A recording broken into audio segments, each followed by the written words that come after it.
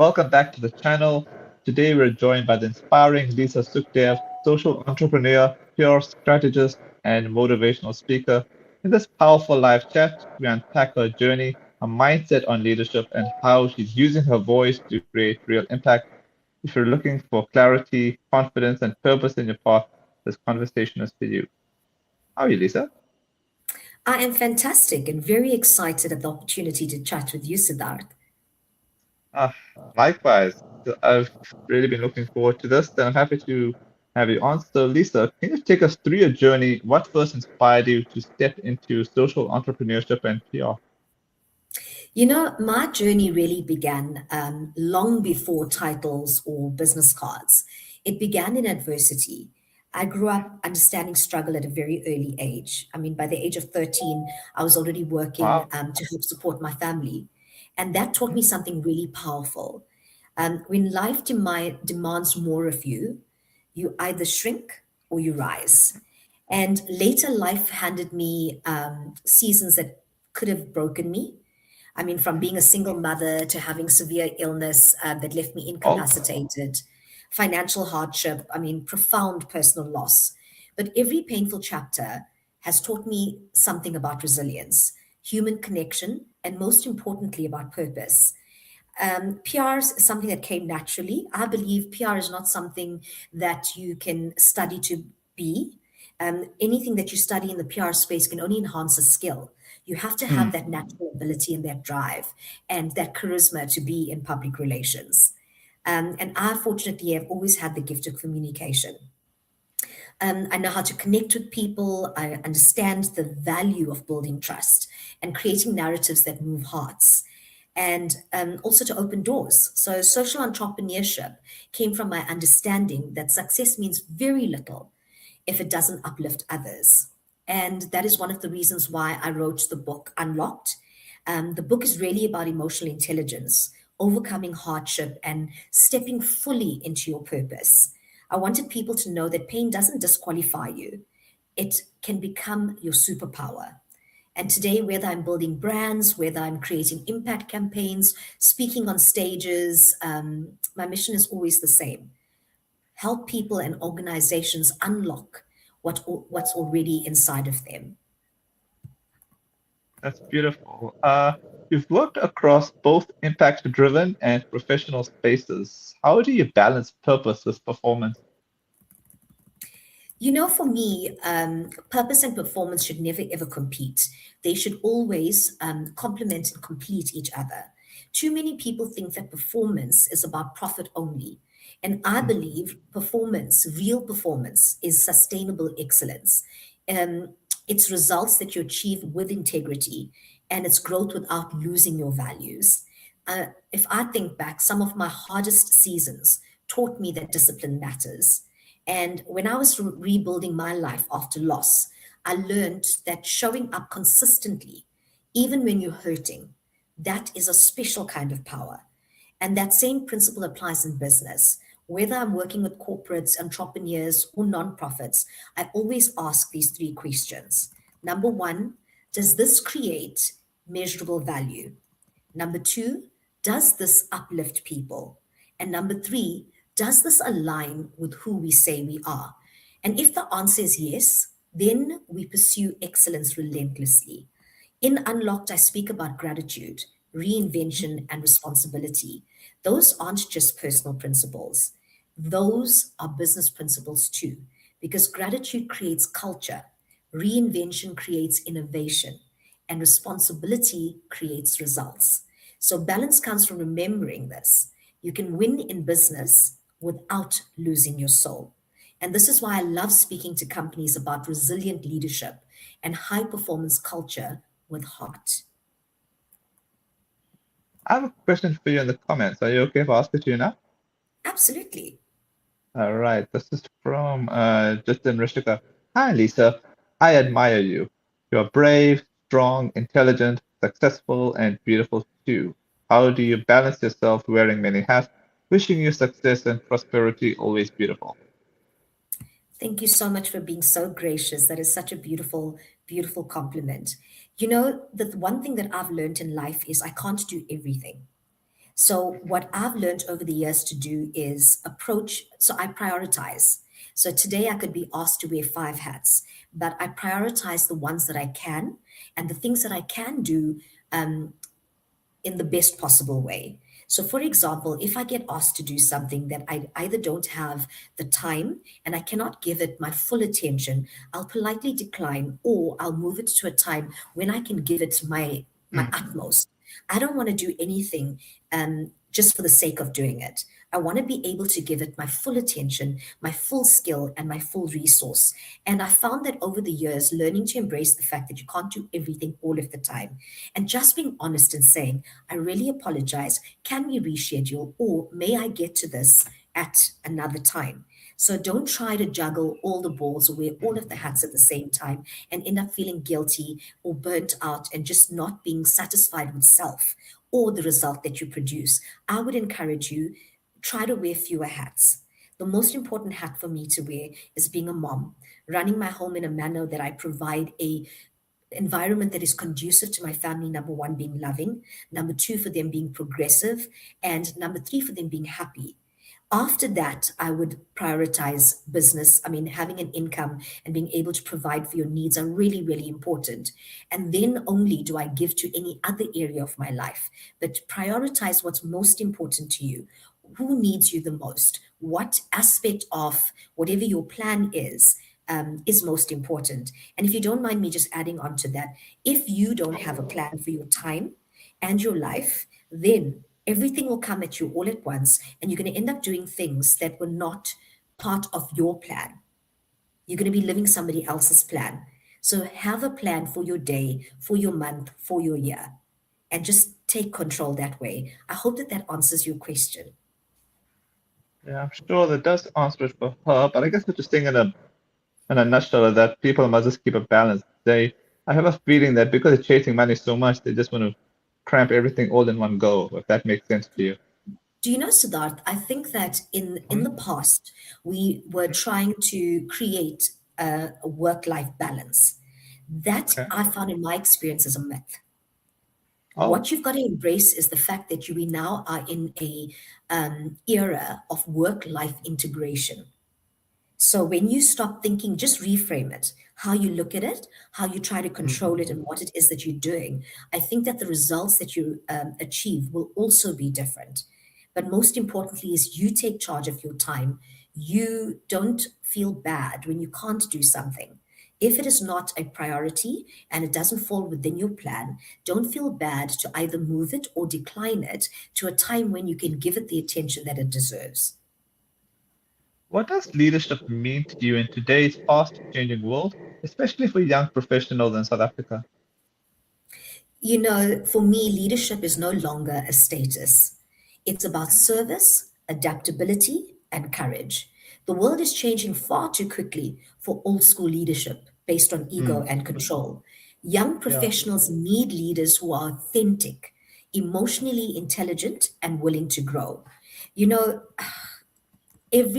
the world is changing, and unfortunately so do we cannot.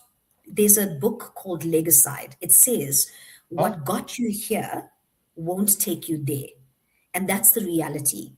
Okay, in Unlocked I write about that leadership is an influence, impact, and the ability to inspire others to rise alongside you. And that honestly is still my belief. South Africa needs a generation that stops waiting for permission. We need young people who understand that where you start does not determine where you finish. I know that personally I've had moments where life looked impossible, yet those same moments became turning points for me. And that is why I tell young professionals, don't wait for confidence, build competence. Don't fear failure, use it. Don't imitate others, be authentic. And don't just chase money, build value. And most importantly, never ever underestimate resilience. Talent may open the door for you, but resilience keeps you in that room. And leadership in this era means being able to stand in uncertainty and still move forward with vision. That's one of my most requested speaking topics, honestly. How to lead yourself before you lead others. It's really powerful. And the motivational speaker, what core message do you find resonates most deeply with your audience? The message that resonates most deeply is this: your current circumstances do not define your future. I mean, so many people are carrying silent battles: loss, fear, rejection, financial pressure, self doubt. And they start believing that their struggle is their identity. I know that feeling personally. But what I teach through my speaking and in Unlocked is that adversity can become your advantage when you respond with courage, emotional intelligence, and faith. People don't need empty motivation, they need truth. They need practical hope. They need to know that reinvention is possible at any age after any setback. So I often tell audiences, you are not stuck, you are being prepared. That message, I believe, changes people. What were some of the biggest challenges you faced early in your career, and how did you overcome them? Sure. I faced many challenges that were personal, Wow. professional, and deeply emotional. I've navigated single motherhood, severe illness, grief, Oh, financial rebuilding, starting over in business repeatedly, and moments where I had to rebuild confidence from the ground up. There were seasons where life humbled me utterly and completely. But every challenge taught me something powerful. Pain taught me empathy. Loss taught me perspective. Business setbacks taught me resilience. And rebuilding taught me discipline. You know, in Unlocked, I share how perseverance is built one day at a time. That was true for me. I didn't overcome everything in one giant leap.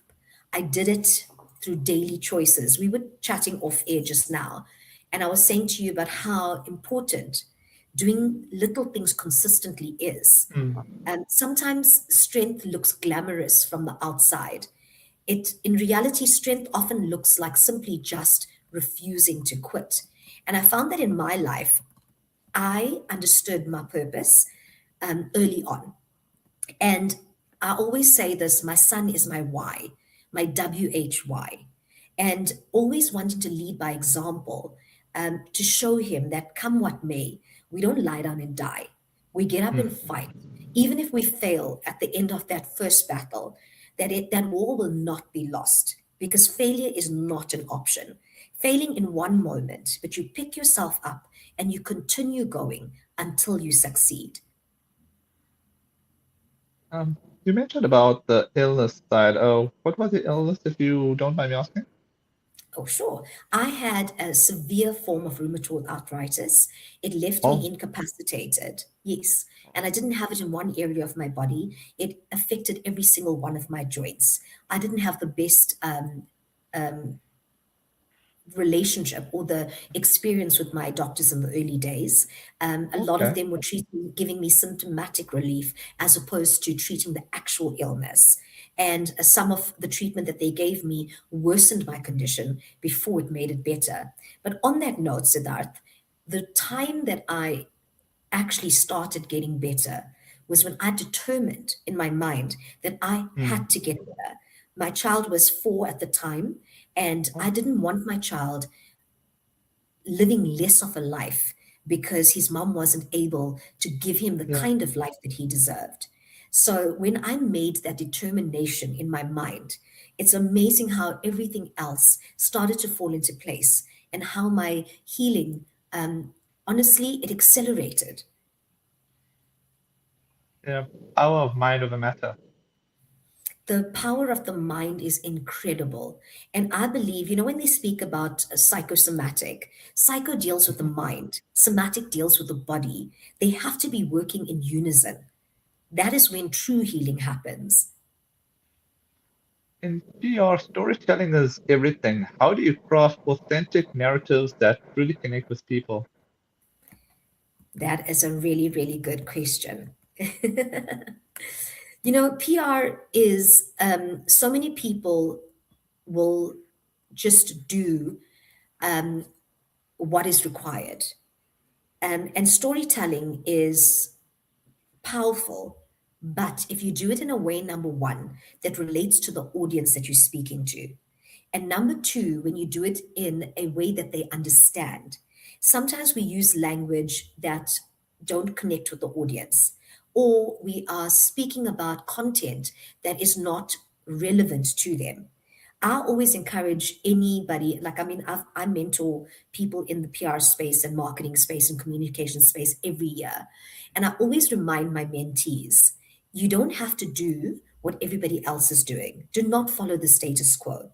Understand your audience first and foremost, the language they speak, the way they want to be communicated to, and how. And that is when you create the narratives and you share it with them on the mediums that are most relevant and relatable to them. How can young entrepreneurs build a strong personal brand while staying true to their values? Sorry, say that again. Sure. How can young entrepreneurs build a strong personal brand while staying true to their values? You know, your personal brand should never be based or never be a performance. It should be always be an extension of your character. Too many people try to build brands around trends, borrowed personalities, or what they think people want to hear. But authenticity is something that outlasts image. I mean, I believe that a strong personal brand is built on three things: clarity, because you need to know what you stand for; consistency, you show up regularly and professionally; and credibility, do what you say you will do. In Unlocked, I speak about the power of authenticity because people connect with what is real.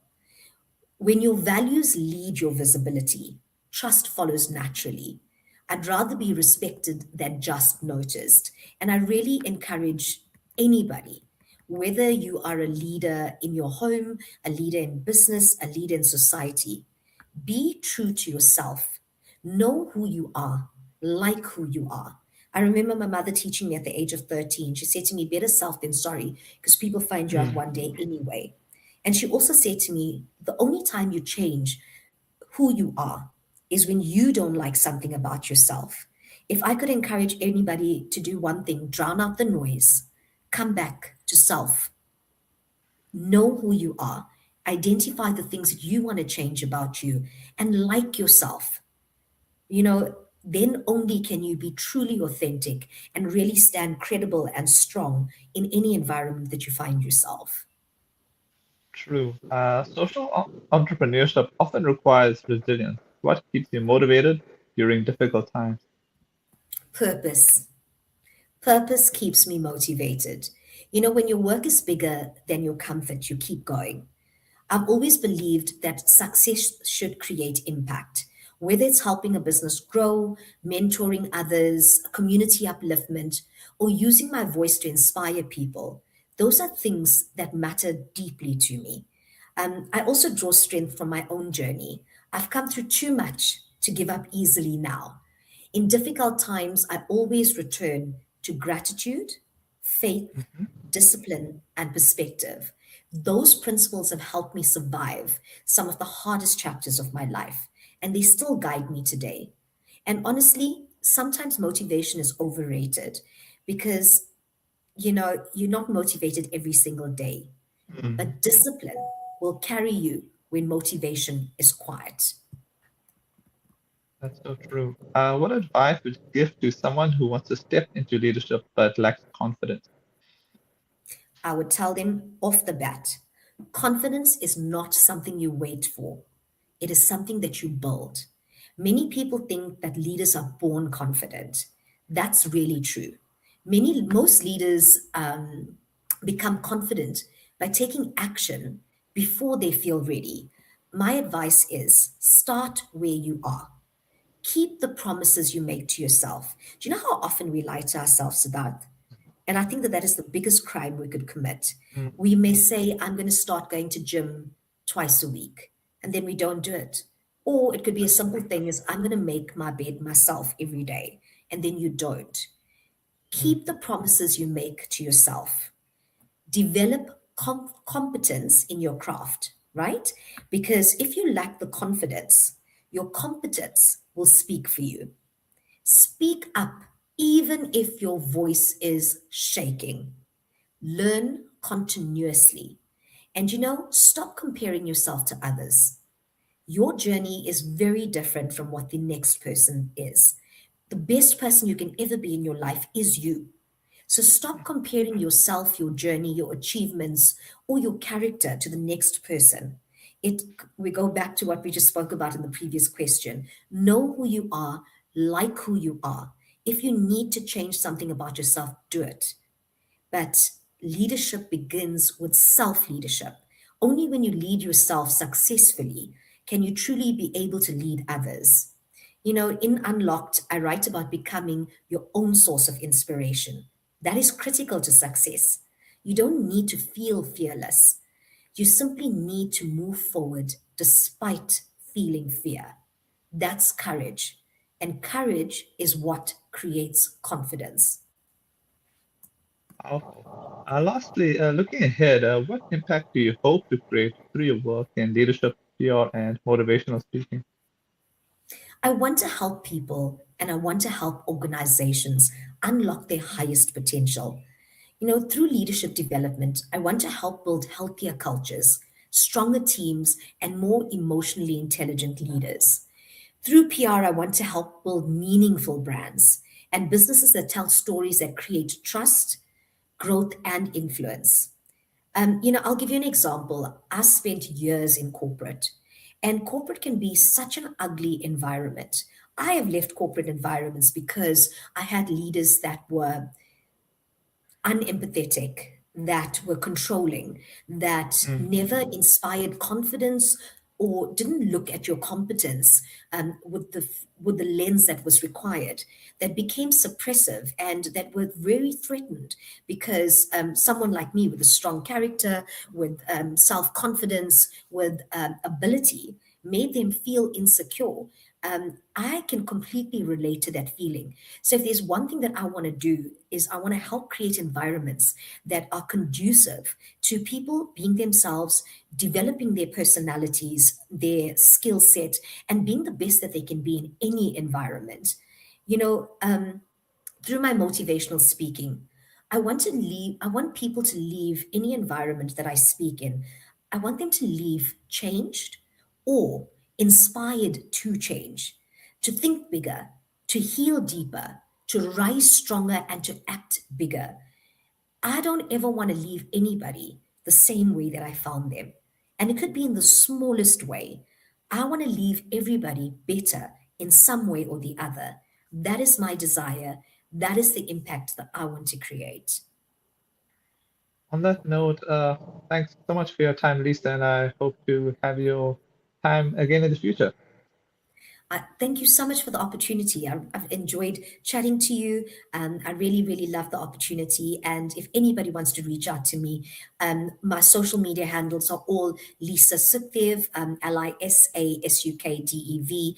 Please connect. Let's have conversations and let's see how we can make the world better, one person at a time. Thank you.